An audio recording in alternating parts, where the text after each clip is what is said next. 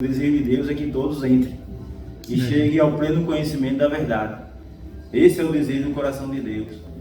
E nós, como ovelha, nunca devemos ficar de fora. Precisamos estar lutando para estar sempre dentro, né? Amém. Porque Deus ele tem uma casa. Verdade. A casa de Deus é a igreja e a igreja somos nós. Amém. Deus habita em Cristo e Cristo habita em nós. Amém. Senhor Jesus. Amém. Então nós temos o Deus triuno dentro de cada um de nós, né? O Pai, o Filho e o Espírito. E por isso nós precisamos permanecer nessa casa. Senhor Jesus, desfrutando do Senhor. Então aqui nessa parábola de Lucas, né? Que diz assim, então lhe propôs Jesus essa parábola. Qual dentre vós, né?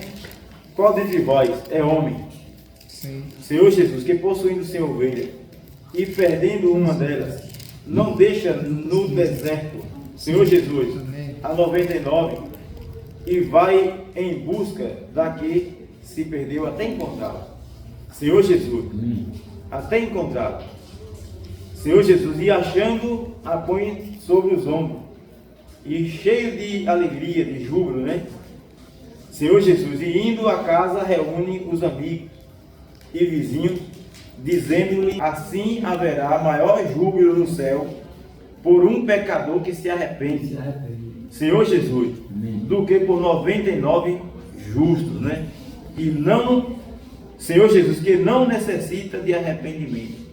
Então a gente sabe que no mundo existem muitas pessoas justas, que até mesmo se acham até mais justas, né? Melhores do que nós, como cristãos, como filho de Deus.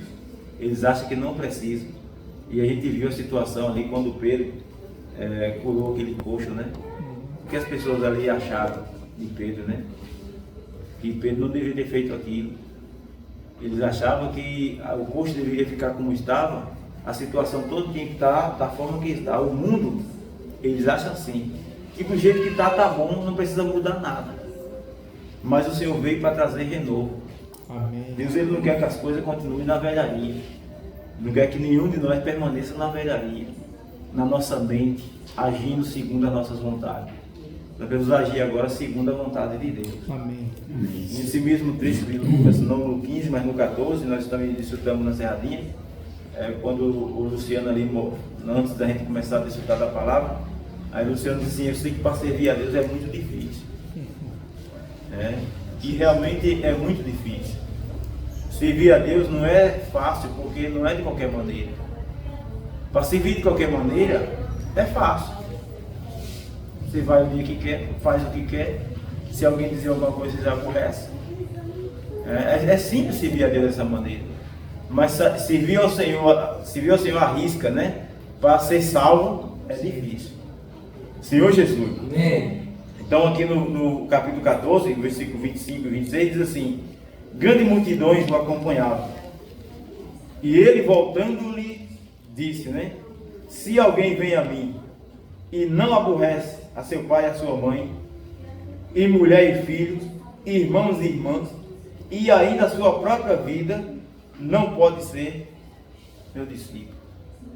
Senhor Jesus, Amém. você está andando no seu dia a dia, não está aborrecendo ninguém? Não é normal. Normal é quando alguém lhe aborrece e você prossegue. O seu pai não quer que você seja crente. Sua mãe talvez não queira que você seja crente.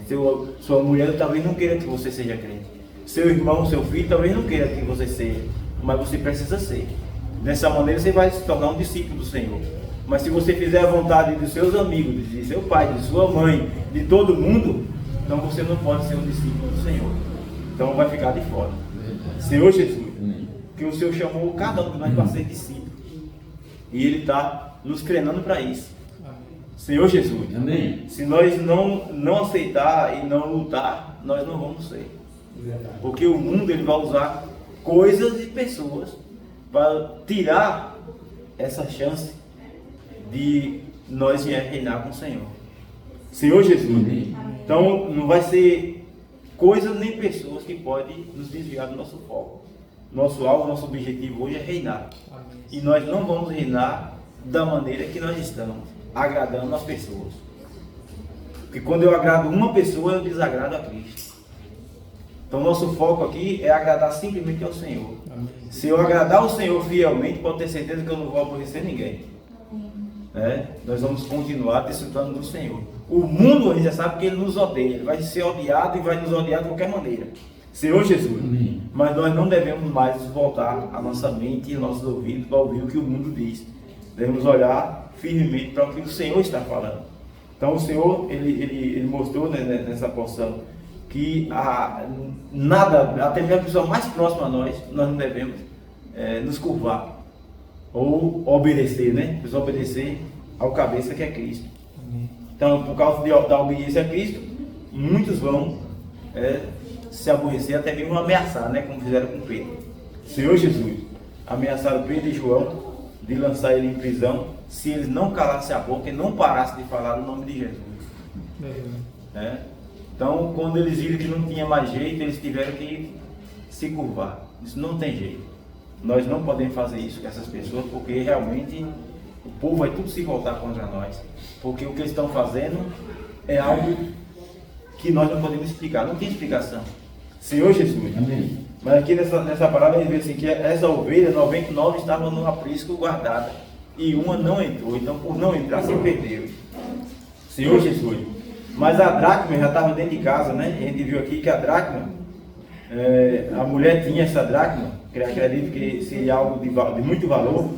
Senhor Jesus.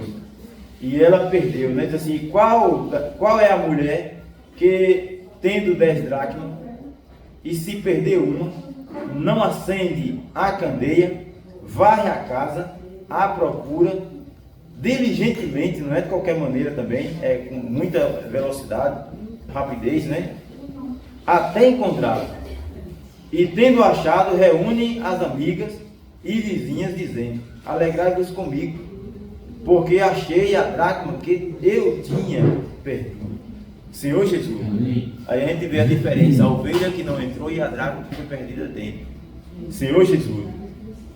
Muitas vezes a gente vê palavras, né? Até meus irmãos mostrando que nós temos que ter muito cuidado para não ser os perdidos na igreja, né? Senhor Jesus. Não podemos se perder dentro da casa. Mas se chegar a se perder dentro da casa, precisamos procurar. Amém. Senhor Jesus. Então nós precisamos procurar até encontrar aquele que se perdeu dentro da casa. Mas aí onde há a diferença do que sai da casa por livre e espontânea vontade. Senhor Jesus. Amém. O filho pródigo disse: pai, me dá a minha parte, a parte que me cabe. Eu não vou mais ficar aqui, eu preciso sair daqui. Não estou mais satisfeito, feliz, né? Eu preciso curtir minha vida. E aí o pai deu a sua porção. Senhor Jesus. E ele foi embora, gastou tudo que tinha, todos os seus bens, e foi gastar o seu dinheiro com meretrizes, né, com os amigos, com muitas coisas, e chegou a ponto de cuidar de porcos, né, e passar necessidade. E quando o homem sai da presença de Deus, é isso que acontece. Pode ter certeza que a vida não vai se normalizar nunca. Ele vai ficar com um marionete, sendo usado pelo inimigo, jogando de um lado para o outro, e não se firma mais na verdade. Senhor Jesus. Então esse jovem ele saiu de casa, né? Diz assim, a palavra do filho pródigo, né? Continuou. Jesus continuou, o Senhor continuou falando, né? Certo homem tinha 2 filhos. O mais moço deles disse ao pai, versículo 11 e o 12, né? Diz assim, o mais moço disse ao pai: pai, dai-me a parte dos meus bens, que me cabe. E ele lhe repartiu os haveres, né? Todas as suas coisas, né? Passando não muitos dias, o filho mais moço ajuntou tudo o que era seu e partiu para uma terra distante. Lá dissipou todos os seus bens, vivendo dissolutamente. Depois de ter consumido tudo, sobreveio àquele país uma grande fome, e ele começou a passar necessidade. Então ele foi e se agregou a um dos cidadãos daquela terra, e este o mandou para os seus campos. Senhor Jesus, aguardar fortes. Ali desejava ele fartar-se das alfarrobas que os porcos comiam, mas ninguém lhe dava. Ele queria comer, mas ninguém dava nada, né? Senhor Jesus. Então, caindo em si, disse: quantos trabalhadores de meu pai têm pão com fartura, e eu aqui morro de fome? Aí levantar-me-ei.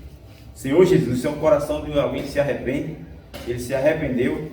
Diz: levantar-me-ei e irei ter com o meu pai, e lhe direi: Pai, pequei contra os céus diante de ti, já não sou digno de ser chamado teu filho.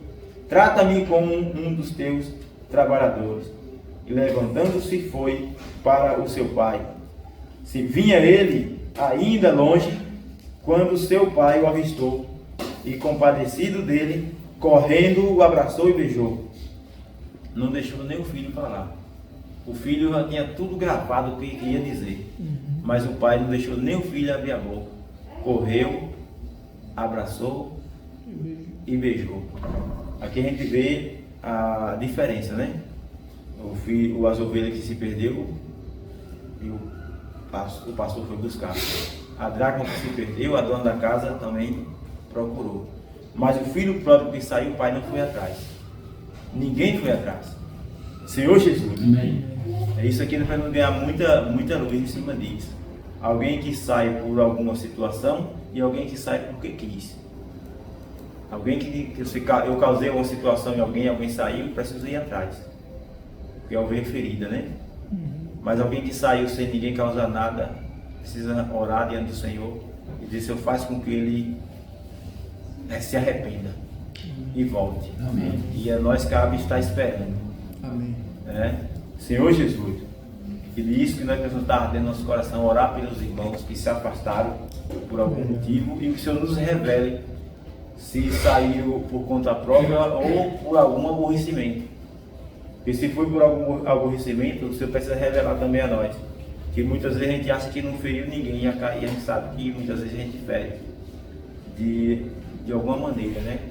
Com atitude, com palavra, a gente acaba ferindo, porque somos seres humanos e estamos sujeitos a errar a qualquer momento. Mas graças a Deus que o Senhor realmente tem guardado o nosso coração. Amém. Tem guardado cada um de nós, guardado a sua igreja. Amém. Senhor Jesus. Amém. Mas vamos ler Atos capítulo 4. Senhor Jesus.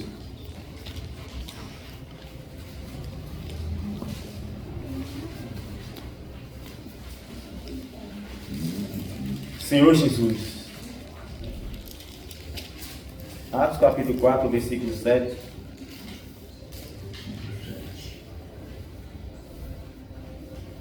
Senhor Jesus. Amém.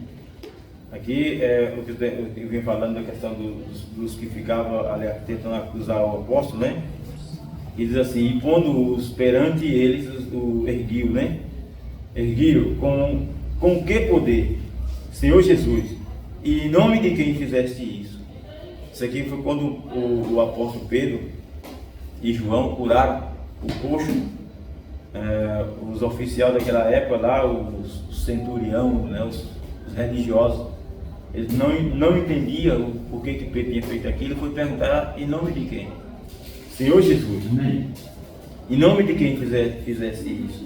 Então Pedro, cheio do Espírito Santo, lhe disse: autoridade do povo, né? Senhor Jesus e ancião, visto que hoje somos interrogados a propósito do benefício feito a um homem enfermo e do modo por que foi curado, tomai conhecimento disto. Senhor Jesus, tomai conhecimento disto, vós todos, né? E todo o povo, Senhor Jesus de Israel, de que em nome de Jesus Cristo o Nazareno,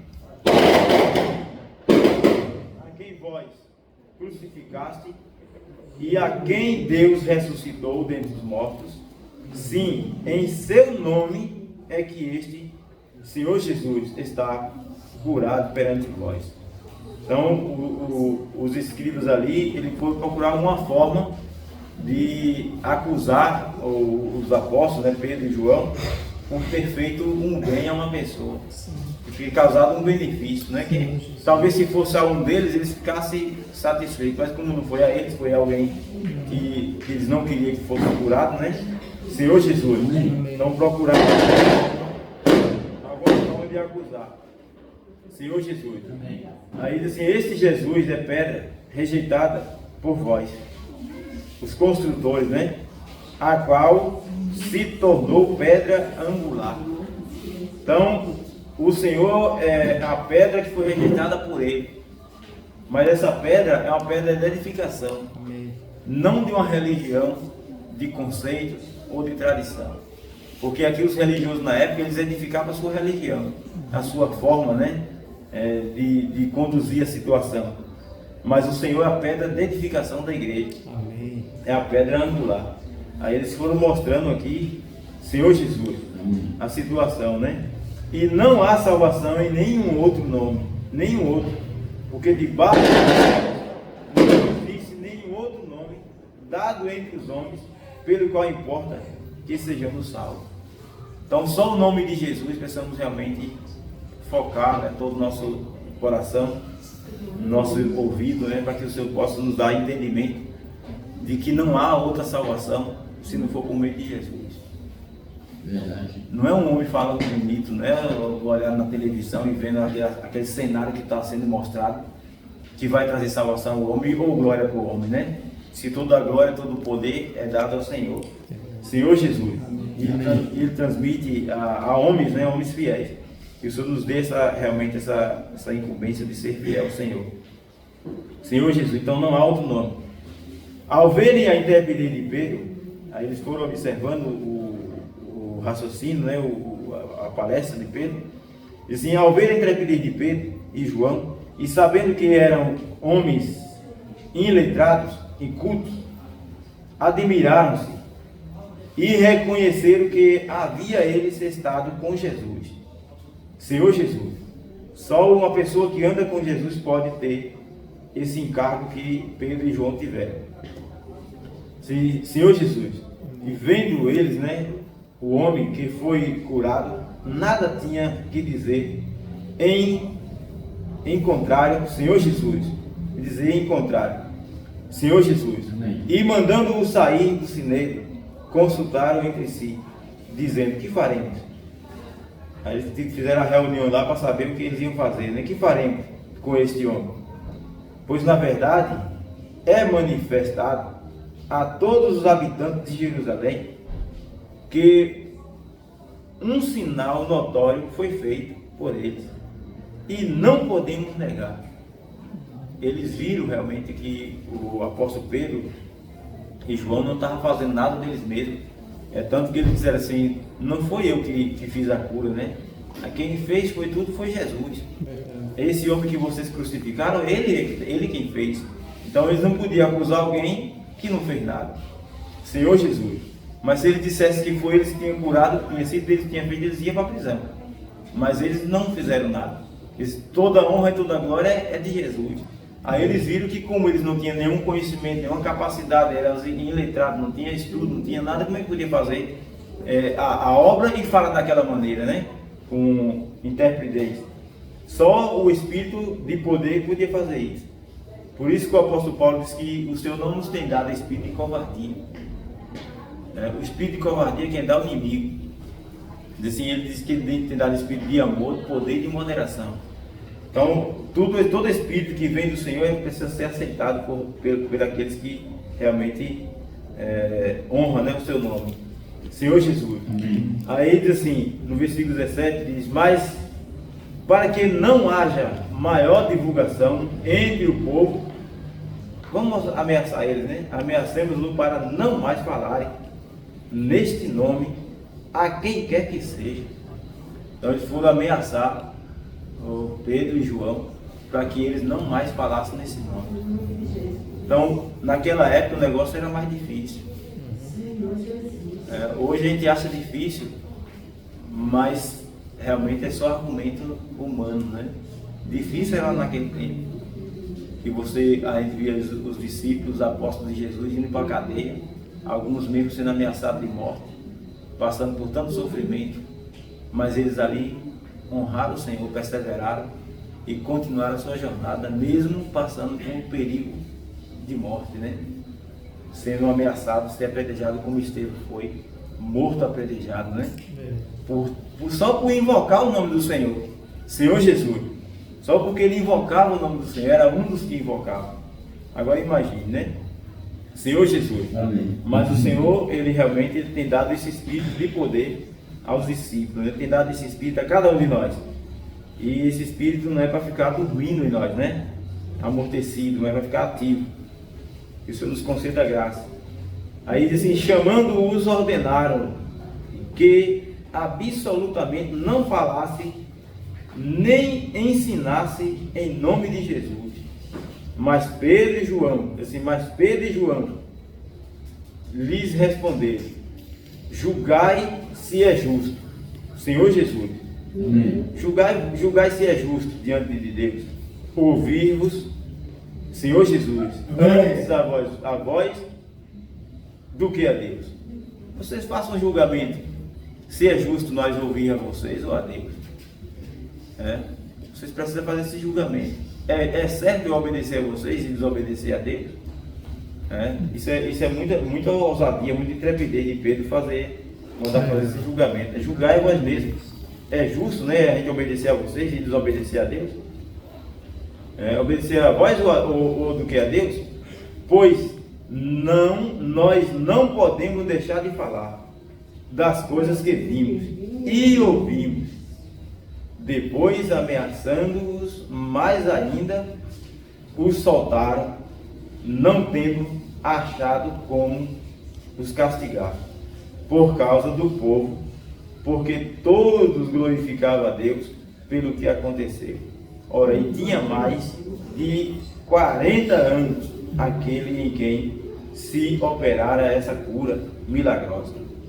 Então não foi uma coisa de uma hora para outra, né? Não foi uma coisa que aconteceu ontem e recebeu a cura hoje. Ele já tinha 40 anos lá, né? Senhor Jesus. Amém. E eles viam aquilo, mas nunca, talvez nunca oraram, né? Fizeram uma oração para que Deus pudesse recuperar dar cura para aquele coxo, né? As pessoas não se importam com a nossa vida aí fora. Ela só vai ver que você existe quando você se converte a Deus. Você viu Jace? Já está em tal lugar, você viu? Mas agora está na igreja, aí agora começa a lhe ver. Mas enquanto você está lá no mundo, ninguém consegue lhe ver, porque ele está no mundo é igual. Aí quando você sai, aí vê a diferença, aí começa a perseguição, que é para ver se você não vem mais. Eu acho que lá você já deve ter passado por essas experiências, sabe? Todos nós passamos por isso. Você começa a dar o primeiro passo, alguém já vem logo para lhe dar uma rasteira, para você não poder andar. E agora é crente, né? E agora é isso? Por que você está lendo? O que está lá? Está dando dinheiro para o pastor? É isso, aquilo, outro? Aí começa que é para lhe abater a sua fé. Então, chama-se os baldes de água gelada. Para você ficar frio e não entrar na peça de Deus. Então, mas Deus realmente ele está no barco, né? Ele é quem está nos conduzindo. E uma vez que Deus chama, Ele garante. Deus ele confia em você lá, assim como eu confio em cada um de nós. Ele sabe por que nós estamos aqui. E Ele sabe por que Ele tem nos chamado. Já são desfrutando aí, muitos são chamados, mas são poucos os escolhidos, são poucos. Quando a gente começou a tomar estudo na minha casa, era Genaldo e minha cunhada, Isaías e minha irmã, Zezinho, que estava aqui, está trabalhando na prefeitura, né? Era um grupo de uns 10 ou era 12. Mas quem ficou? Só eu e minha esposa. Então muitos são chamados, são poucos os escolhidos. Então as pessoas acham que só ser chamado é bom, é suficiente, né? Você pode ser chamado, mas não pode ser escolhido. A gente vê a seleção brasileira, quantas pessoas são convocadas, né? Mas na hora de ir para a batalha não vai todos que foram chamados. Tem uns que são selecionados, são os escolhidos, só os escolhidos que vão. Então o Senhor tem chamado cada um de nós e tem nos escolhido para reinar, para essa batalha, né? Batalha celestial contra os poderes das trevas, né? Então não é Ele quem vai fazer, quem vai fazer todas as coisas é a igreja, é cada um de nós. Mas se nós não estivermos vivendo a vida na presença de Deus, nós não vamos ter esse poder para fazer nada. O inimigo, ele é poderoso. E se nós não estivermos diante do Senhor, buscando a sua presença, confiante, que é o Espírito quem faz todas as coisas, que aqui Pedro diz, não foi nós que fizemos, né? Foi Jesus. Então é o Espírito que está em nós quem vai fazer. Quando a gente fizer alguma coisa e alguém diz assim, rapaz, você viu, o Jefinho orou e fulano ficou curado. E Jefinho, então eu fiz isso, né? Aí isso aí pode ter certeza lá na frente vai dar tudo errado. Mas quando diz, não, pai, toda honra e toda glória é para Jesus. Aí as pessoas o Espírito de poder vai estar sempre sobre ele e vai estar orando e vai estar curando as pessoas, como o apóstolo Paulo fazia. Até o lenço que o apóstolo Paulo passava nele de suor, se ele passasse numa pessoa enferma, ficava curado. Mas ele não dizia que era ele que fazia isso. Hoje as pessoas acham que era Paulo, mas a gente sabe que ali é o poder do Espírito que estava nele que fazia aquela obra. E ele não se gloriava naquilo que ele fazia. Hoje a gente vê que as pessoas se gloriam. A gente vê as pessoas vendendo lenço, vendendo cordão, vendendo um bocado de coisa, como se aquilo ali tem poder para fazer alguma coisa. Todo poder e autoridade é do Senhor. Só o Senhor pode fazer. E Ele pode fazer com a fita mesmo, Ele pode fazer com um pedaço de pano, pode fazer com qualquer coisa, com óleo ungido. Deus pode fazer a sua obra. Mas que toda honra e toda glória seja para Ele, não para a pessoa que fez aquilo, que passou o óleo ungido, ou que deu a fita, ou que deu o lenço. Aí isso realmente é roubar a glória de Deus para o homem. E Pedro e João aqui foi um exemplo. Eles não fizeram isso. Ele tinha tudo para fazer aquilo, nem ganhar muito dinheiro em cima disso. É uma pessoa que chega aqui, tira uma pessoa de 40 anos que está lá na sarjeta, né? E essa pessoa entra dentro do templo glorificando a Deus e na vista de todo mundo, mas eles não fizeram isso. Eles realmente glorificaram o Senhor e disse que toda a honra e toda a glória era para Jesus. Só em nome de Jesus que pode receber cura. Então fora desse nome não há outro nome que possa salvar o homem. Então graças a Deus pela igreja, pela salvação de Deus em nós. Deus tem dado a sua vida a cada um de nós. E nós precisamos desfrutar dessa vida. Então a religião, os religiosos hoje, eles querem edificar a religião. Mas a pedra de arremate, a pedra angular que é Cristo, veio para edificar a igreja. E a igreja somos cada um de nós que cremos, né, no nosso coração e confessamos com a nossa boca que Jesus Cristo é o Senhor, para a glória de Deus. Amém. Então que Deus possa estar abençoando cada um de nós. Amém. E nos mantendo firmes, né, nesse foco, emprestando nossos ouvidos, buscando o Senhor. Sim. Não deixando que as pessoas lá fora venham nos abater, como aqui em Lucas mostrou. Quem não largar pai, mãe, tudo por amor do Senhor, não pode ser discípulo do Senhor, não pode herdar o reino dos céus, né? Então, para você ter alguma coisa, tem que largar outra. A gente viu a situação do jovem rico. Mestre, o que farei eu para herdar o reino? Ele era muito rico. Aí Jesus disse, vai, vende tudo que tem, dá para os pobres e me segue e terá parte no reino. Ele se entristeceu e foi embora. Ele não quis vender nada, não quis distribuir nada.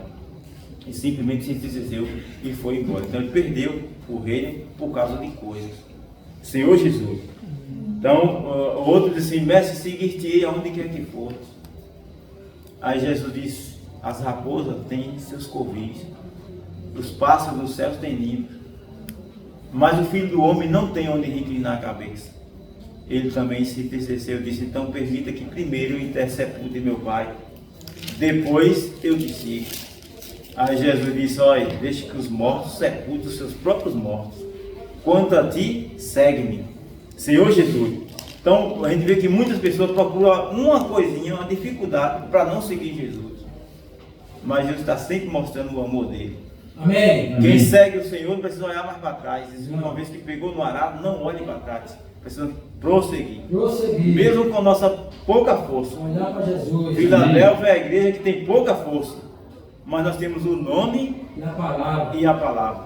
Então o nome do Senhor é que traz salvação para nós. Amém. E a palavra nos dá vida. Amém. Jesus é o Senhor. Amém.